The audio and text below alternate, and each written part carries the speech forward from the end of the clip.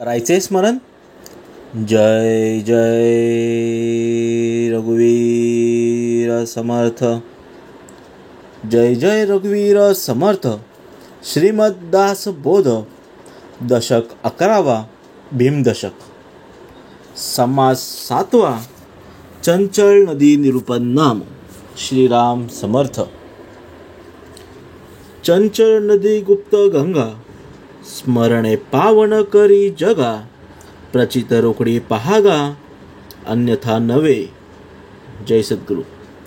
समर्थांनी दशक 11वा भीमदशक आणि त्यामधला समास 7वा चंचल नदी निरूपण नाम. असं इथे समर्थांनी चंचल म्हणजे अस्थिर, त्याला स्थिरपणा नाही आहे, अस्थिर आहे, तो चंचल आहे. नदी निरूपण नाम आणि नदीचं उदाहरण दिलेलं आहे. नदी नुसतं उदाहरण आहे, पण चंचल सांगितलेलं आपल्या मायाचं, आपल्या मनाचं समर्थांनी सांगितलेलं आहे. आपलं मन हे चंचल आहे आणि आपल्याला ते स्थिर करायचं आहे. त्यामुळे फक्त नदी हे फक्त उदाहरण आहे. आपल्याला हे स्थिर कसं ठेवायचं आहे ते समर्थांनी ते सांगितलेलं आहे. आपलं मन माया, मूळ माया हे अस्थिर आहे. आपण आता इथे बसलोय, मग आपले विचार, आपल्या डोक्यात विचार जे येतात ते बाहेरचे येतात. आपण अमेरिकेला आहे, आफ्रिकेला आहे, कुठे रेस्टॉरंटमध्ये आहे, कुठे पार्टी करायला बसलोय, असे नाही ते विचार येतात. समर्थ पहिल्या ओळी सांगतात, चंचल नदी गुप्त गंगा, स्मरण पावी करी जगा. प्रचित रोकडी पहागा, अन्यथा नवे. समर्थांनी मायेच्या, आपली मूळ माया आहे ती नदीच्या रूपाद्वारे त्याचं वर्णन केलेलं आहे. विद्या अविद्यात्मक माया ही अत्यंत चंचल अशी महानदी आहे आणि ज्ञानमय सद्विद्या ही गुप्त गंगेप्रमाणे आणि सर्व जगाला स्मरणाने पावन करणारी आहे. आणि ही आपल्याला प्रचिती घेऊन, म्हणजे हे वचन खोटे नाही आहे हे आपल्याला कळून येईल. केवळ अचंचळी निर्माण झाली, अधोमुखे बळे चालली. अखंडे वाहे परी देखिली, नाहीच कोणी. म्हणजे ही चंचल महानदी केवळ निश्चळ अशा परमाच्या ठिकाणी उगम पाहून मोठ्या वेगाने अधोमुख वाहत जाते. ती अखंड वाहतच असते, तरी तिला कोणीच पाहू शकत नाही. समर्थ सांगतात, नदीचं उदाहरण दिलेलं आहे. हे खरं म्हणजे आपल्या मनाची शिकवण आहे.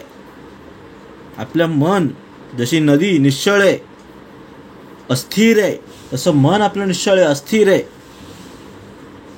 अधोमुख वाहत असतं, अखंड वाहत असतं, पण ते समोरच्याला कोणाला दिसत नाही आणि कोणीही ती पाहू शकत नाही. आपलं मन, आपली मूळ माया काय विचार करते हे दुसरा समजू शकत नाही, बघू शकत नाही. वळणे वाकणे भोवरे, उकळ्या तरंगे झरे. लादा लाटे लाटा कातरे, ठाई ठाई. म्हणजे या महानदीत अनेक वळणे आहेत, वाकणे आहेत, भोवरे आहेत, उकळ्या आहेत, तरंगे आहेत, झरे आहेत, दळदळ आहे, ओसरणाऱ्या लाटा सुद्धा आहेत. खडकामुळे ते ठाई ठाई दुलाबगी जातात. हे फक्त समाजाने उदाहरण सांगितलंय. ही महानदी म्हणजे आपली मूळ माया. त्यामध्ये सुख दुःख, श्रीमंत गरीब, अपयश यश असं भरपूर दळदळ आहे.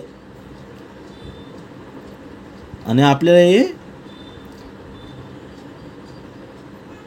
मनुष्यरूपी देहामध्ये हे प्रत्येकालाच हे असे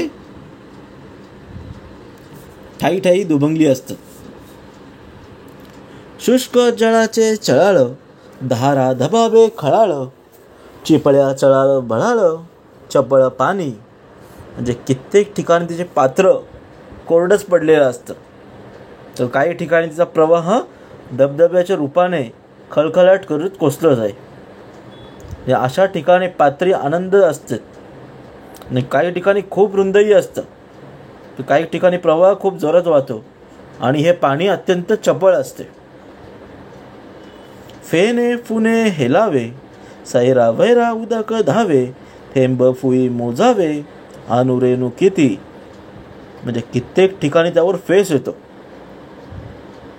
आणि कित्येक ठिकाणी फेसाचे फुगे बनून ते वाऱ्यामुळे हेलकावे खातात, वाहत जातात नदीच्या दिशेने आणि नदीचे उदर सैरावैरा पसरत असतात आणि त्यातील थेंब, त्याची द्रव्य, त्याचं तुषार आणि असंख्य अनुरेणू यांची मोजदाद गंती करू शकत नाही. ओसाने वाहती उदंड, झोतावे दरकुटे दगड, खडके बेटे आड, वळसा उठे. म्हणजे प्रवाहात सापडून असंख्य पदार्थ, कचरा वगैरे वाहत येतात. अशा ठिकाणी धबधबे सुद्धा निर्माण होतात. त्यामध्ये लहान मोठे दगड, खडक, बेटे आणि पाणी दुमंगलेले जाऊन वळसे घेऊन पुढे वाहतच राहतात. मृदी भूमी तुटून गेल्या, कठीण तैशाची राहिल्या, ठाई ठाई उदंड पाहिल्या सृष्टीमध्ये. म्हणजे ज्या जमिनी मऊ असतात त्या वाहून जातात, खचतात. जे खचलेले असतात ते वाहून जातात. म्हणजेच अज्ञानी भ्याड जीवमायेच्या प्रवाहात वाहून जातात. मनाचं आपल्याला उदाहरण घ्यायचं आहे. समर्थाने नदीमध्ये आपलं उदाहरण दिलेलं आहे, पण आपल्या मनामध्ये आपल्याला काय चालू आहे ते घ्यायचं आहे. मऊ जमीन असतात ते वाहून जातात. म्हणजे आपलं मन जिथे घाबरतं ते मायाच्या प्रवाहात वाहत जातात. कठीण जमीन म्हणजे जे ज्ञानी आहेत, शूर आहेत, ते तसेच राहतात. ते प्रपंचामध्ये ते तसेच राहतात. म्हणून दृष्ट सृष्टीमध्ये जागोजागी दिसत असते. एक ते वाहतची गेले, एक वळशामध्ये पडिले, एक चाकडीत अडकले, आदमुख. म्हणजे काही लोक या माया नदीत वाहतच गेले. कोणी भवऱ्यात अडकले तर कोणी अधोमुख करून कडेकपालीत अडकले. समर्थ सांगतात, एक आपोआपटोची गेली, एक चिरडची मेली, कित्येक ते फुगली, पाणी भरले. जसं तुम्ही कर्म कराल तसं तुम्हाला फळ मिळतं. आता इथे सांगितलं एक आपटूची गेली, एक आपटताच खलास झाला. तर कोणी चिरडून गेले. की काही लोकांच्या कित्येक जणांच्या पोटात पाणी गेलं, ते फुगून गेले आणि मरण पावले. आणि कित्येकांना म्हणजे अहंकार होऊन ते गर्वाने फुगून जातात. समर्थ सांगतात अहंकार कधी नसावा. किती तुमच्याकडे श्रीमंती असो, प्रॉपर्टी असो, ज्ञान असो, कोणत्याच गोष्टीचा अहंकार करू नये. आणि एकदा जर अहंकार मीपणा आला तर तो एक दिवस फुटून जातो. माझे आणि भ्रांतीचे ओझे. एक बळाचे निवडले, ते पोहताचे उगमास गेले, उगम दर्शन पवित्र झाले, तीर्थरूप. काही निधड्या छातीचे बळवान असं निवडक लोक मात्र ते पोहत त्या लौकिक प्रवाहाच्या उलट जाऊन ज्या उगमास पोचतात. म्हणजे ज्यांची निधड्या छातीचे म्हणजे जे पुण्य केलेले आहेत लोक, अशी माणसं त्या पुण्याच्या पापाच्या विळख्यातून सुटून ते किनाऱ्यावर पोचतात आणि त्याचे तिथे एकरूप होतात. असे उगमाकडे म्हणजे परब्रह्माकडे जे कोणी गेले आहेत ते परब्रह्माच्या साक्षात्काराने पवित्र होऊन तिथे तीर्थरूप बनतात आणि तिथे स्वर्गवासी होतात. बाकीचे आहेत ते सर्व नरकामध्ये जातात.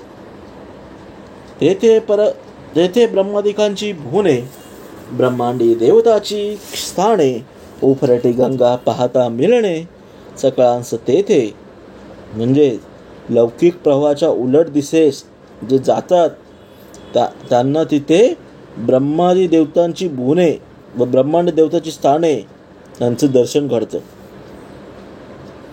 त्या जळासे नाही निर्फळ, त्या जळासे नाही चंचळ, आपो नारायण केवळ बोली जे त्यासी. म्हणजे त्या उगमाच्या ठिकाणी जे जळ असते ते अत्यंत निर्मळ असते, पण चंचळही असते. त्यालाच आपो नारायण असं म्हटलेलं आहे. महानदी परी अंतराळी, प्रत्यक्ष वाहे सर्व काळी, स्वर्ग मृत्यू पाताळी पसरली पहा.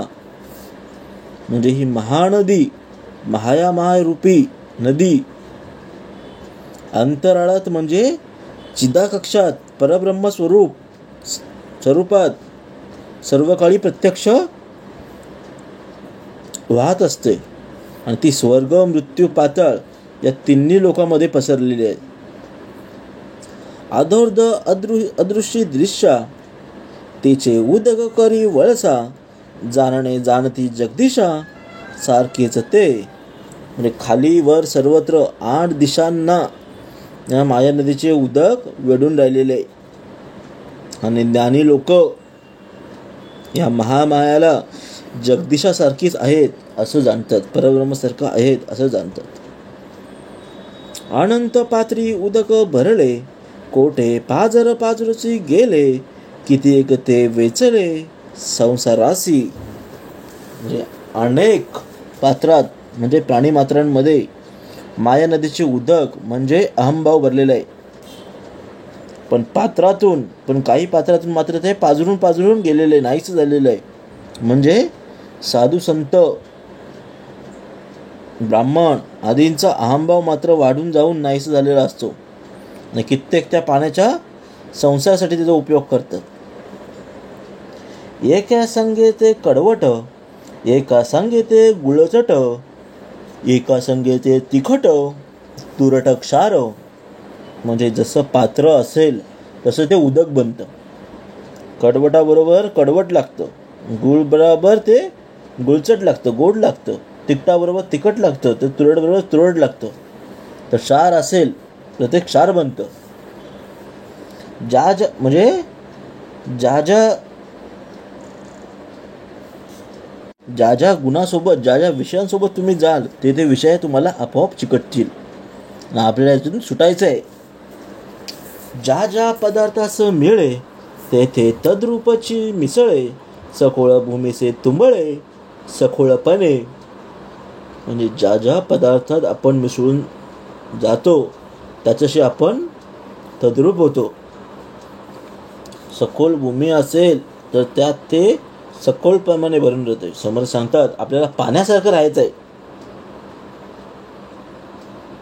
कोणीही कशामध्येही आपल्याला आपण मिसळून जाऊ. विषामध्ये विषाची होते, अमृतामध्ये मिळून जाते, सुगंधी सुगंधी ते दुर्गंधी दुर्गंध. म्हणजे विषामध्ये राहिलं तर विषच होईल, अमृतात एकजून राहिलं तर ते अमृत बनतं. सुगंध पदार्थाच्या योगी आपल्याला सुगंध बनतो. दुर्गंधीमध्ये आपण राहिलो तर आपण दुर्गंधीच बनतो. गुणी अवगुणी मिळे, ज्याचे त्या परी निवळे, त्या उदकाचा महिमान कळे, उदके विन. म्हणजे गुणात गुणी आणि अवगुणात अवगुणी, ज्याचा जसा गुण असेल त्याप्रमाणे ते होते. आता उदकाचा म्हणजे मायेचा महिमा उदकाशिवाय म्हणजे विद्या मायेच्या साह्याशिवाय कळत नाही. उदक वाहे अपरंपार, न कळे नदी की सरोवर, जळास करुणी नर, राहिले किती एक. म्हणजे उदक इतके अपरंपार वाहत असले की नदी आहे की सरोवर आहे हे समजून येत नाही. त्यात कित्येक माणसं जळवास करून म्हणजे संसारातच गुंतून राहतात. म्हणजे समजत नाही आपल्याला आपण सरोवरात आहेत का नदीमध्ये आहे. एकदा की अडकून राहिलो शेवटपर्यंत आपण सुटू शकत नाही. उगमा पलीकडे गेले, तेथे परतून पाहिले, तव ते पाणीच आटले काही नाही.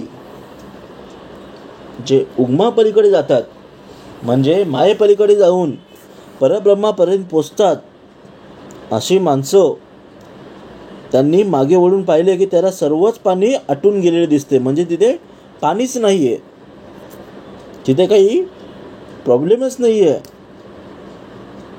काही नाही असं त्यांना अनुभव येतो.